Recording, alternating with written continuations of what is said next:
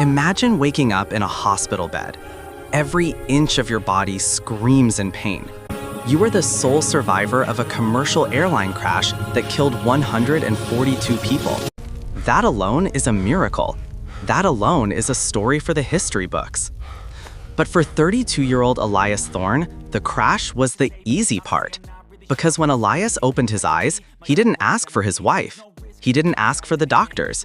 He sat bolt upright, grabbed the nurse by the wrist, and screamed a name he had never heard before. Where is Silas? Did he hide the money? Elias had never met anyone named Silas, but within 3 weeks, the memories inside Elias's head, memories that did not belong to him, would lead the FBI to a rotting farmhouse 3 states away and a crime that had been buried for 20 years. It was November 14th. Elias Thorne was a junior architect from Seattle. He was a man of logic, structure, and blueprints. He didn't believe in ghosts, he didn't believe in psychics, and he barely believed in luck. He was on a regional flight heading to Denver for a conference. The weather turned violent over the Rockies, and we don't need to get into the grisly details of the crash, but here is what you need to know. The fuselage sheared in half.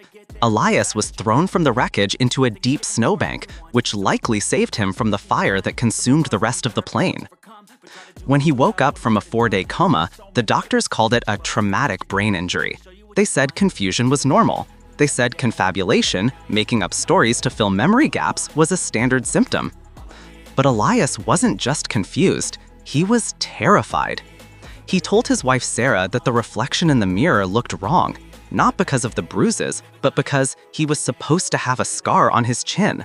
Elias had never had a scar on his chin, but the man in his head did. 2 weeks after being discharged, things went from medical to paranormal. Elias began waking up at 3 a.m. every single night, tasting dirt. He would spit into the bathroom sink, convinced his mouth was full of soil, but there was nothing there.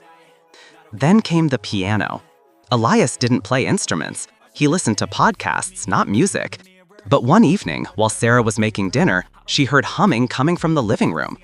Elias was sitting on the floor, rocking back and forth, humming a very specific, complex melody, a lullaby.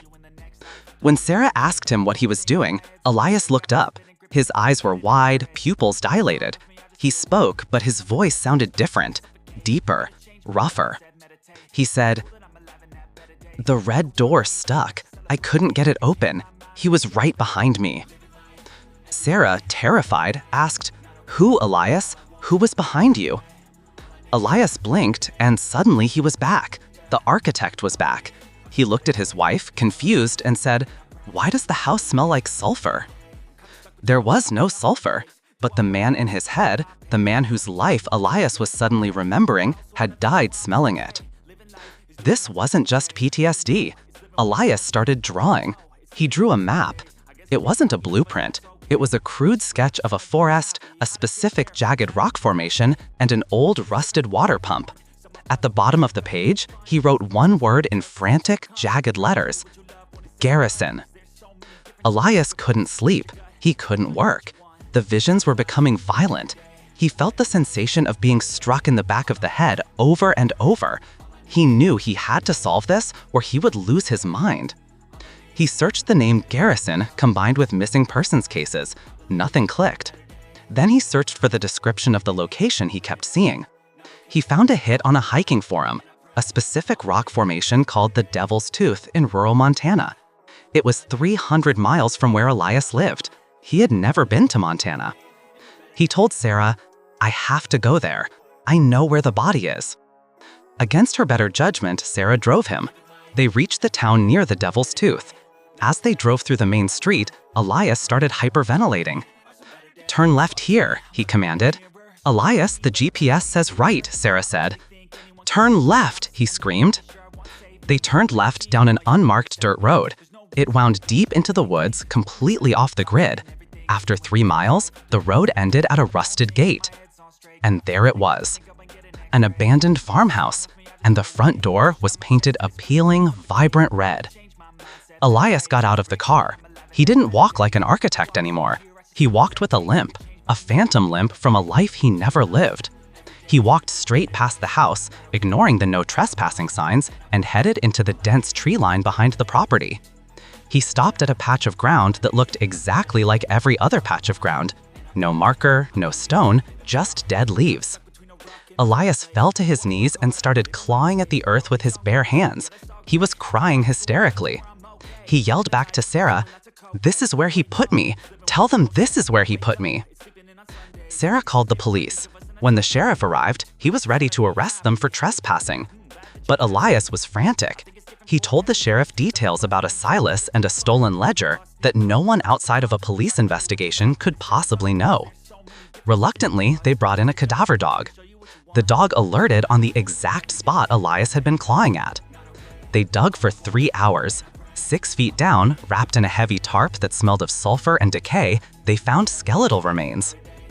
Forensics identified the body as Arthur Penn.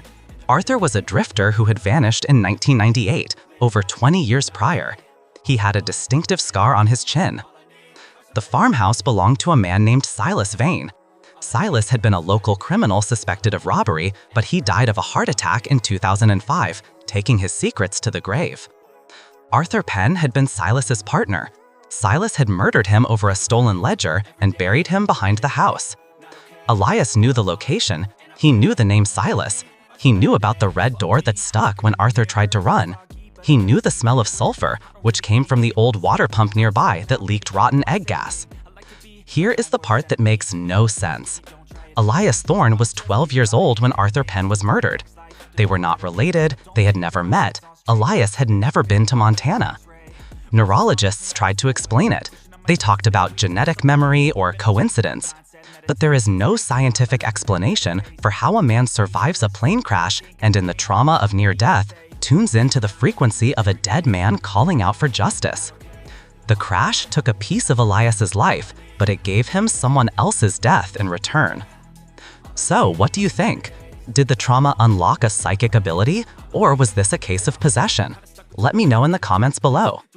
If you enjoyed this story, please hit that like button. It really helps the channel, and subscribe if you want more of the strange, dark, and mysterious in your feed. Until next time.